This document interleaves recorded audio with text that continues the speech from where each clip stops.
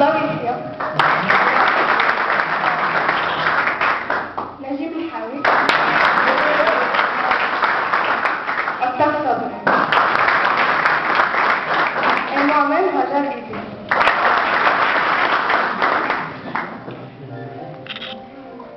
Nous sommes tous des élèves de la deuxième science physique. Remerciements. Au nom de mes camarades, je tiens d'abord à remercier notre professeur, M. Mimouni, pour l'aide qu'il nous a apportée tout au long de ce travail.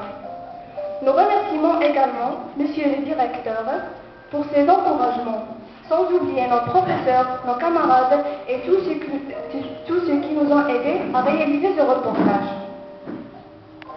Cadre général. Vous savez bien que la Fondation Mohamed VI pour la protection de l'environnement organise chaque année un concours au profit des établissements du cycle secondaire qualifiant, c'est-à-dire pour les lycéens. Le principe de base consiste à choisir une problématique locale qui concerne l'environnement. Nous rappelons que ce travail s'inscrit dans le cadre des activités du club de l'environnement au niveau de l'établissement. Nous avons choisi de travailler sur le thème des pressoirs à olives. Le titre que nous avons choisi est le suivant: les pressoirs à olives et leur impact sur l'environnement, les affres de l'industrie oléicole. Nous avons choisi de travailler sur l'oléiculture, c'est-à-dire la culture de l'olivier, pour plusieurs raisons. D'abord, parce qu'il y a un grand nombre de plantations d'oliviers dans notre ville. Ensuite, parce que la culture de l'olivier est bien implantée dans notre région et elle joue un rôle central dans la vie des populations locales. En plus, parce que notre lycée lui-même s'appelle lycée Zaytoun, et finalement, et je crois que c'est le point le plus important, nous voulons faire quelque chose pour préserver l'environnement de notre ville, car ces pressoirs, comme vous allez le voir, présentent un danger réel pour l'environnement. Notre travail a porté surtout sur les déchets générés par les masras en particulier, les grignons d'olive qu'on appelle en arabe fétor, et surtout les margines qu'on appelle en arabe margine. Maintenant, je cède la parole à mon camarade Mohamed Zakaria, qui va vous parler des personnes et des institutions que nous avons contactées pour réaliser ce reportage.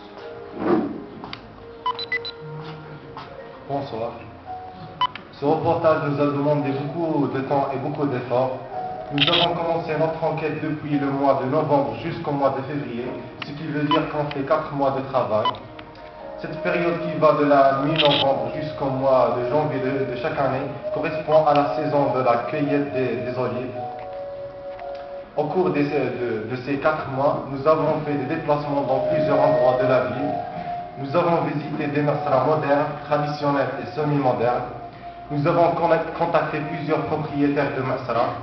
Nous avons posé des questions aux autorités locales au niveau du Pachalif de Lyon.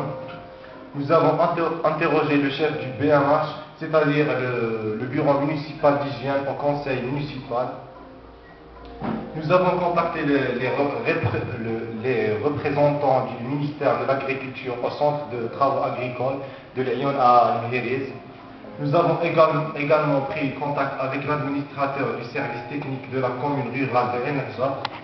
Nous avons eu des entretiens avec des acteurs de la société civile, notamment M.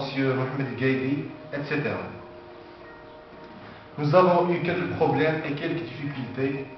Concernant les moyens de transport, on se déplace tout le temps à bicyclette et c'est fatigant. En plus, notre emploi du temps est trop chargé, avec parfois jusqu'à 8 heures de cours par jour. Le programme de l'année terminale est trop chargé.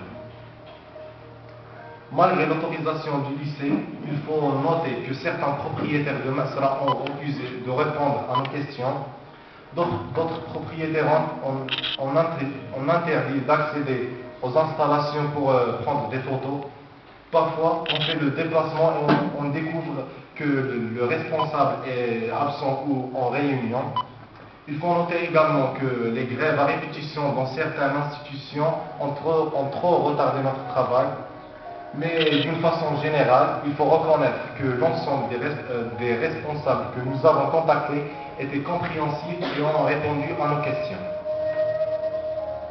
Je profite de cette occasion pour remercier encore une fois tous ceux qui nous ont aidés à réaliser ce programme. Maintenant, je cède la parole à mon camarade Melhaoui Naji, qui va vous parler du danger que présentent les margines pour l'environnement local. Il va également vous présenter plusieurs photos que nous avons prises pendant ces derniers mois. Mesdames et messieurs, mes camarades, bonjour. Vous savez bien que pour fabriquer l'huile d'olive, on a besoin d'un pressoir à olive, ce qu'on appelle chez nous au Maroc, masra. Généralement, pour produire de l'huile d'olive, il y a 3 opérations principales. Phase 1, on écrase les olives. Le fait d'écraser les olives se fait dans une masra moderne, traditionnelle ou semi-moderne, comme vous pouvez le voir sur ces images. Voilà une masra traditionnelle, une masra moderne et une masra semi-moderne. Phase 2, on presse la pâte. Phase 3, on sépare l'huile d'olive des autres éléments comme l'eau et les margines. Les déchets générés par la production de l'huile d'olive sont de 2 types. Les déchets solides ou grignons d'olive, comme vous voyez sur ces images. Les grignons de la masra traditionnelle restent un peu visqueux, comme vous pouvez le voir. Mais les grignons de la masra moderne ou semi-moderne sont secs. Les déchets liquides, c'est ce qu'on appelle les margines. Et ce sont les déchets les plus dangereux. Le problème, c'est que ces margines sont déversées directement dans la nature, comme vous voyez sur ces images. Voilà. Ces margines sont déversées directement dans l'huile ou dans des champs sans aucun traitement.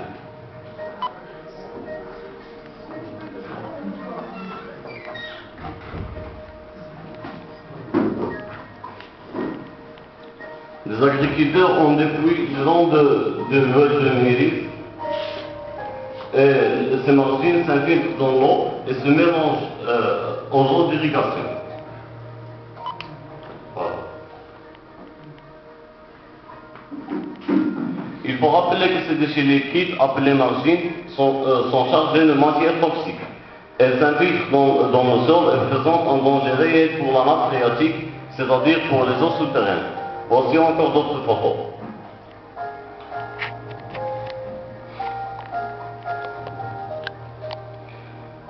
Après la pluie, l'eau se mélange aux margines et reste stagnée pendant plusieurs jours dans un endroit profond.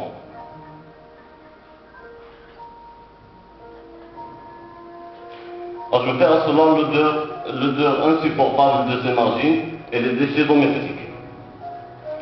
Les experts affirment qu'un mètre cube de margine provoque une pollution égale à celle de 1500 personnes en un jour. Les margines présentent aussi un danger pour les plantes et pour les animaux.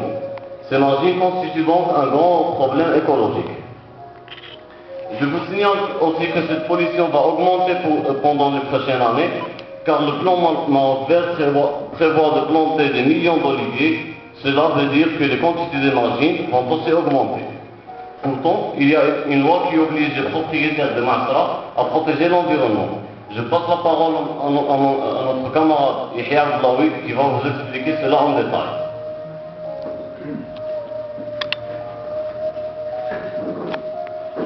Oui, c'est vrai qu'il y a une loi qui oblige les propriétaires des masra à protéger l'environnement.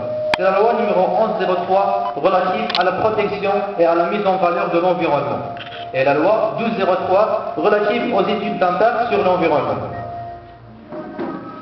La loi numéro 1103 relative à la protection et la mise en valeur de l'environnement. Cette loi oblige les propriétaires des masra à respecter l'environnement et à ne pas le polluer. Sinon, les autorités ont le droit d'intervenir pour fermer leurs installations. Loi numéro 1203 relative aux études d'impact sur l'environnement. Cela veut dire que les autorisations d'installation de nouveaux pressoirs à olive sont soumises à la nouvelle législation et elles ne devraient être délivrées qu'après une étude d'impact sur l'environnement. C'est-à-dire, si l'étude démontre qu'il y a un impact négatif sur l'environnement, l'autorisation ne sera pas délivrée. Comme vous venez de le voir, et malgré